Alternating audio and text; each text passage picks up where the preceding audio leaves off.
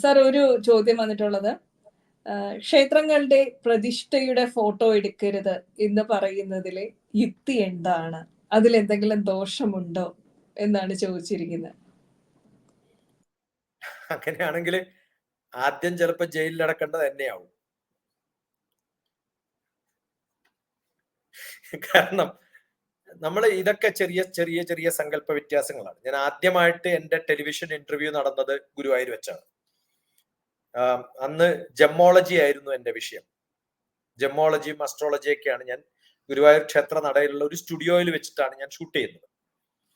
ആ സ്റ്റുഡിയോ ആയിരുന്നു അന്നത്തെ ഏഷ്യാനെറ്റ് വിഷൻ എന്നോ അങ്ങനെ എന്തോ ആയിരുന്നു, സിറ്റി വിഷൻ എന്നോ അങ്ങനെ എന്തോ ആയിരുന്നു അതിന്റെ. അത് കേബിളാണ്. അന്ന് ഈ ഇന്റർനെറ്റും ഇന്നത്തെ ടെലികമ്മ്യൂണിക്കേഷനും ഇന്റർനെറ്റും ഒന്നും ഇല്ലാത്തൊരു കാലത്താണ്, 2000-ല്. അപ്പം കേബിൾ വിഷനാണ്. അപ്പൊ ആ കേബിൾ ഓടിക്കുകയാണ്, കാസറ്റ് ഇട്ടിട്ട് അത് എല്ലാ വീടുകളിലേക്ക് എത്തും. അങ്ങനെയൊക്കെ ഒരു ഇന്റർവ്യൂ ഉണ്ടായിരുന്നു പണ്ട് കാലത്ത്. അപ്പൊ ആ സ്റ്റുഡിയോന്റെ തൊട്ട് മൂലക്ക് തന്നെ വലിയൊരു നല്ല പടം ഉണ്ടായിരുന്നു. അത് എവിടെയാണ് ക്ഷേത്രം എന്ന് ഞാൻ പറയുന്നില്ല, ഞാൻ നടന്ന ഷൂട്ടിങ്ങിന്റെ സ്ഥലം എനിക്കറിയാലോ. അപ്പൊ അത് പ്രഭ പൊട്ടിപ്പോയത് കൊണ്ട് അത് റിപ്പയർ ചെയ്യാൻ കൊണ്ടുവന്ന വിഗ്രഹത്തിന്റെ പടം എടുത്തു വെച്ചതാണ്. അതിന്റെ കോപ്പി എനിക്ക് കിട്ടിയിട്ടുണ്ട്. അപ്പൊ പലപ്പോഴും വലിയ ക്ഷേത്രങ്ങളിലൊക്കെ നമ്മൾ പോയിട്ട്, നിങ്ങൾ ഇത് പാടില്ല എന്ന് പറയുന്ന ക്ഷേത്രം ഉണ്ടെന്ന് വിചാരിക്കുക, ആ ക്ഷേത്രത്തിന്റെ തൊട്ടടുത്ത് എഴുതിയിട്ടുണ്ടാവും, എന്താ അറിയാ, 500 രൂപയുടെ ടിക്കറ്റ് എടുത്താൽ നിങ്ങൾക്ക് പടം എടുക്കാം. അപ്പൊ എന്താണ് ഇതിന്റെ കാരണം എന്ന് മനസ്സിലായല്ലോ. കാരണം ക്ഷേത്രത്തിൽ പോയിട്ട് കുറെ ജനങ്ങൾക്ക് പോകേണ്ട ഒരു സ്ഥലമായിരിക്കും. മിക്കവാറും ഈ റൂളുകളൊക്കെ വലിയ ക്ഷേത്രങ്ങളിലേ ഉള്ളൂ, തിരക്കുള്ള ക്ഷേത്രങ്ങളിൽ. കാരണം എന്താണ്, അവിടെ എല്ലാവരും പടം എടുക്കാൻ നിന്ന് കഴിഞ്ഞാൽ ബാക്കിയുള്ളവർക്ക് തൊഴാൻ പറ്റുമോ? അപ്പൊ അത്രയേ ഉള്ളൂ ഇതിന് പ്രാക്ടിക്കൽ സംഭവം എന്ന് പറയുന്നത്. എന്റെ കണ്ണുകൊണ്ട് കാണാൻ പറ്റുന്ന, എനിക്ക് വരക്കാൻ പറ്റുന്ന, എനിക്ക് ചിത്രം എഴുതാൻ പറ്റുന്ന, പിന്നെ പലതും നമ്മൾ ധരിക്കുന്ന ഒരു ഭഗവാന്റെ രൂപമുണ്ടല്ലോ. ഒരു ഉദാഹരണത്തിന് ഗുരുവായൂർ ക്ഷേത്രത്തിന്റെ ഓരോ സമയത്തുള്ള ഭഗവാന്റെ ചമയങ്ങൾ മാറും. എല്ലായ്പ്പോഴും പിന്നെ ശ്രീകൃഷ്ണനല്ല, ആ ഓരോ ശ്രീകൃഷ്ണനും 11 തരത്തിലുള്ള ചമയങ്ങളാണ്. അത് ഏത് സമയത്ത് എങ്ങനെയാണ് ഞാൻ ഡെക്കറേറ്റ് ചെയ്യുന്നത്, ഈ കോസ്റ്റ്യൂമാണ്. ആ കോസ്റ്റ്യൂം ഇല്ലാതിരുന്നാല് സിനിമാ നടന്മാര് കംപ്ലീറ്റ് ബാൾഡ് ഹെഡ് ആയിട്ടുള്ള ഒരു വിഗ് വെച്ചിട്ട് അഭിനയിക്കുമല്ലോ. അപ്പൊ ഭഗവാന് ഞാൻ പടം എടുക്കുന്ന സമയത്ത് കാണുന്ന ഒരു പടം ബൈ ചാൻസ് നേക്കഡ് ആയിട്ടുള്ള പടം എന്ന് വിചാരിക്കാം. എന്നുവെച്ചാൽ കല്ല് മാത്രമേ ഉണ്ടാവുള്ളൂ, ശില മാത്രമേ ഉള്ളൂ, അതില് ഒരു തരത്തിലുള്ള ഡെക്കറേഷനും ഇല്ല. ചുണ്ട് വരയ്ക്കുക, കണ്ണ് വരയ്ക്കുക, അതിന് മാല ഇട്ട് കൊടുക്കുക, അതൊക്കെയാണ് ഞാൻ കാണണ്ട. ഞാൻ പോയി കാണുന്ന സമയത്ത് ഞാൻ വിചാരിക്കുന്ന ഭഗവാന്റെ ഒരു രൂപം. പക്ഷെ അതല്ലാതെ ഞാൻ കണ്ടാലോ വലിയ പ്രശ്നമാവും. ചിലത് കാണേണ്ടത് പുറത്ത് വേഷക്കെട്ടിട്ട് കാണേണ്ട ചില ആൾക്കാരുണ്ട്.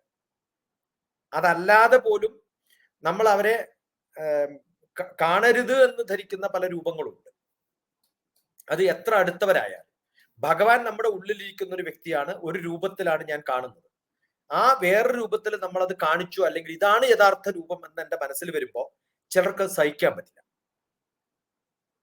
എന്ന് വെച്ച് കാണുന്നതിൽ കുഴപ്പമില്ല. കാരണം ഈ പൂജ ചെയ്യുന്ന തിരുമേനി അതിനകത്ത് നല്ല ഡ്രസ്സൊക്കെ ഇട്ടിട്ട്, എന്ത് രസകരമായിട്ടുള്ള ഡ്രസ്സുകളൊക്കെ ഇട്ട് കൊടുക്കുക. ദേവിയുടെ ഒക്കെ ഡ്രസ്സൊക്കെ ഇട്ട് കാണുന്ന സമയത്ത് നല്ല ബ്യൂട്ടിഫുൾ ആയിരിക്കും. പക്ഷെ ഒറിജിനൽ കണ്ടാലോ വെറും കല്ലായിരിക്കും, ഒന്നും ഉണ്ടാവില്ല. അപ്പൊ ആ ഒരു രൂപം നമ്മുടെ മനസ്സിൽ പതിഞ്ഞു പോയി. അതാണ് ഞാൻ ഭഗവാൻ എന്ന് പറയുമ്പോൾ, ഉണ്ണിക്കണ്ണൻ എന്ന് പറയുമ്പോൾ ഒരാൾക്ക് കാണുന്ന. അതുകൊണ്ടാണ് ഇത് ഇരുട്ടിൽ പോലും വെച്ചിരിക്കുന്നത്. ആ സങ്കല്പത്തിനാണ് പ്രാധാന്യം. അതല്ലാതെ നമ്മൾ ഉള്ളിൽ പോയിട്ട് നോക്കുന്ന സമയത്ത് ശരിക്കും നോക്കിയാൽ കാണില്ല. അതുകൊണ്ട് ഇങ്ങനെ കണ്ണു പൊത്തിയിട്ടാ കാണാം. എന്തിനാ കാണുന്നത്? നോക്കുമ്പോ ഇങ്ങനെയാ നോക്കേണ്ടത്. എന്താ കാരണം? എന്റെ ഫീൽഡ് ഓഫ് വ്യൂ നമ്മൾ എപ്പോ നോക്കുമ്പോഴും കാണാം. ഒരു കമ്പ്യൂട്ടറിൽ നോക്കുന്ന സമയത്തും എന്റെ ഫീൽഡ് ഓഫ് വ്യൂ കുറച്ചു എന്ന് വിചാരിക്കാം. എന്റെ ഫീൽഡ് ഓഫ് വ്യൂ കുറയുന്ന സമയത്ത് എന്റെ ഫോക്കൽ ലെങ്ത് കൂടും. വൈൽഡ് നമ്മൾ ഇവിടെ വരെ കാണാം. 120 മാത്രം, 150 മാത്രമല്ല, 220 വരെ കാണാൻ പറ്റുന്നതാണ് നമ്മുടെ കണ്ണുകൾ. ഇവിടെ വരെ കാണാൻ എനിക്ക്, ഇങ്ങോട്ട് വരെ കാണാം, ഇതുവരെ കാണാൻ എനിക്ക്. ആ കാണുന്ന അവസ്ഥയിൽ നിന്ന് ഞാനിത് ചുരുക്കിയിട്ട് 30 ഡിഗ്രി ആക്കുന്ന സമയത്ത് എനിക്ക് ക്ലാരിറ്റി കൂടും. അപ്പൊ നമ്മൾ ഭഗവാന്റെ അടുത്ത് കാണാണ്ടിരിക്കുമ്പോൾ പുറത്തുള്ള ലൈറ്റുകളൊക്കെ കവർ ചെയ്ത് ഇങ്ങനെ കാണുമ്പോഴും കൃത്യമായിട്ട് കാണാത്ത വിധത്തിൽ ചുറ്റും ലൈറ്റ് അടിച്ചു കഴിഞ്ഞാലുണ്ടല്ലോ, ആ ലൈറ്റ് മാത്രമേ കാണുള്ളൂ. ഭഗവാന്റെ രൂപം അതിനകത്ത് ചിലപ്പോൾ കണ്ടുപോകില്ല. ആ കാണുന്ന സമയത്ത് എന്താണോ എന്റെ മനസ്സിൽ പതിയുന്നത് അത് ഇഷ്ടമുള്ളതായി മാറ്റാൻ വേണ്ടിയിട്ടാണ് ഭഗവാന്റെ രൂപം. 2 തരത്തിലുണ്ട്. ഒന്ന് പ്രാക്ടിക്കൽ പ്രോബ്ലം, അത് പടെടുക്കുന്നുണ്ടാകുന്ന പ്രശ്നം. അതുകൊണ്ടാണ് 500 രൂപ കൊടുത്താലേ പറ്റുള്ളൂ എന്ന് പറയാം. ഈ പറയുന്ന ഒരാൾ തന്നെ ഹൈ ഫോക്കൽ ലെങ്ത് ഉപയോഗിച്ചിട്ട് ക്യാമറ കുറെ ദൂരെ വെച്ചിട്ട് നേരെയുള്ള ഭഗവാൻ എടുത്താൽ നമുക്ക് കുറ്റം പറയാൻ പറ്റുമോ? ഇനി അത് എടുത്തു എന്ന് വിചാരിക്കും, അത് മഹാപാപായിട്ട് പറയാനൊന്നും ആർക്കും പറ്റില്ല. കാരണം ഇതൊക്കെ വിഗ്രഹങ്ങളാണ്, ആരോ കൊത്തിവെച്ചിട്ടുള്ളതാണ്. അതില് പൂജകൾ കൊണ്ട് എനർജി കൊടുക്കുന്നതാണ്. ആ എനർജി നമ്മുടെ ഫോക്കൽ ലെങ്ത്തിലൊന്നും പതിയുന്നതല്ല, ഒപ്റ്റിക്കൽ വ്യൂവിൽ പതിയുന്നതല്ല. അതൊക്കെ ഓരോ സ്ഥലത്തും വ്യത്യസ്തമായിട്ട്. എൻ്റെ ഏതോ ഒരു കവിത ഉണ്ട് അങ്ങനെ, അതിനകത്ത് കാശ് കൊടുത്തു കഴിഞ്ഞാൽ നമുക്ക് കൊടുക്കാൻ പറ്റുമെന്നുള്ളതിനെ പരിഹസിച്ചുകൊണ്ടും. പിന്നെ ജനുവരി 1-ാം തീയതിയാണ് ക്ഷേത്രങ്ങളിലൊക്കെ നല്ല തിരക്ക്. ജനുവരി 1-ാം തീയതി ഭഗവാന് പ്രത്യേകത ഉണ്ടോ എന്ന് നമുക്കറിയില്ല, മനസ്സിലാവും. സൺഡേ ആണ് ഏറ്റവും കൂടുതൽ തിരക്കുണ്ടാവുക. സൺഡേ വല്ല പ്രത്യേകത ഉണ്ടോ എന്ന് നമുക്കറിയില്ല. അപ്പൊ ഈ തിരക്കുകളൊക്കെ ഉള്ള സമയത്താണ് ഇത്തരം റൂൾസ് ഒക്കെ വരിക. നിങ്ങൾക്ക് എന്ത് ചെയ്താലും കുഴപ്പമില്ല, കാരണം കാശ് അടിച്ചാൽ മതി എന്ന് പറയുമ്പോൾ അത് ആചാരങ്ങളുടെയും അനുഷ്ഠാനങ്ങളുടെയും ഭാഗമല്ല എന്ന് മനസ്സിലാക്കാം. പല ക്ഷേത്രങ്ങളിലുണ്ട് ക്യാമറ ഉപയോഗിക്കരുത്, വീഡിയോ ക്യാമറ ഉപയോഗിക്കരുത്, നോർമൽ ക്യാമറയാണെങ്കിൽ ഇത്ര രൂപ, വീഡിയോ ക്യാമറയാണെങ്കിൽ ഇത്ര രൂപ. അപ്പൊ അതിനെന്താ അർത്ഥം? ഇനി ഒരു ക്ഷേത്രത്തിലുള്ള ഭഗവാന്റെ പടം എടുക്കാൻ പറ്റും, വേറെ ഒന്നും എടുക്കാൻ പറ്റില്ല എന്ന് പറഞ്ഞാൽ എന്താ അർത്ഥം അതിന്? ഇപ്പൊ ഞാൻ പറഞ്ഞല്ലോ, ദേവഘർ എന്ന് പറയുന്ന, ദിയോഘർ എന്ന് പറയുന്ന പിന്നെ സ്ഥലത്ത് പോയ സമയത്ത് നമ്മളെയൊക്കെ സാങ്ക്ടറിന്റെ ഉള്ളിലേക്ക് കൊണ്ടുപോകും, എല്ലാരെയും കൊണ്ടുപോയില്ല. അന്ന് ഉത്തർപ്രദേശിന്റെ വളരെ സീനിയർ ആയിട്ടുള്ള ഒരു IAS കാരനും ഞാനും ഒക്കെ ഉണ്ടായിരുന്നു. അപ്പൊ നമ്മളെയൊക്കെ ഉള്ളിൽ കൊണ്ടുപോയി, ഉള്ളില് സാങ്ക്ടറിന്റെ ഉള്ളിലൊക്കെ പ്രദക്ഷിണം ചെയ്യാൻ പറ്റും. ചില സ്ഥലങ്ങളില് ഭഗവാന് കൊടുത്തിട്ടുള്ള അതേ തൊപ്പി നമ്മുടെ തലയിൽ വെക്കുന്ന ഒരു രൂപമുണ്ടല്ലോ, ഇല്ലേ? ഓരോ സ്ഥലത്തും വ്യത്യസ്തമാണ്. ചില സ്ഥലത്ത് അഭിഷേകം ചെയ്യാൻ നമുക്ക് പറ്റും. കാശിയിൽ പോയി കഴിഞ്ഞാൽ നമുക്ക് എന്ത് ചെയ്യാം? നമ്മുടെ കൈകൊണ്ട് തന്നെ അഭിഷേകം ചെയ്യാൻ നമുക്ക് അധികാരമുണ്ട്. എന്ന് വെച്ച് ഗുരുവായൂർ ക്ഷേത്രത്തിൽ അതിനുള്ള അധികാരമില്ല നമുക്ക്, അത് പൂജാരിക്ക് മാത്രമേ ഉള്ളൂ. അപ്പോൾ ഇതൊക്കെ ആചാരങ്ങളാണ്, അത് കാലമനുസരിച്ച് മാറ്റി മാറ്റി കൊണ്ടുപോകുന്ന കുറെ നിയമങ്ങളാണ്. അതിന് കൃത്യമായിട്ട് ഇന്നത് ചെയ്യണം, ഇന്നത് ചെയ്തുകൂടാ എന്ന് റൂൾസ് ഉണ്ടാക്കാൻ പറ്റും. പക്ഷെ എന്റെ മകന്റെ പടെടുക്കണോ വേണ്ടയോ എന്ന് ഞാനാ തീരുമാനിക്കാം.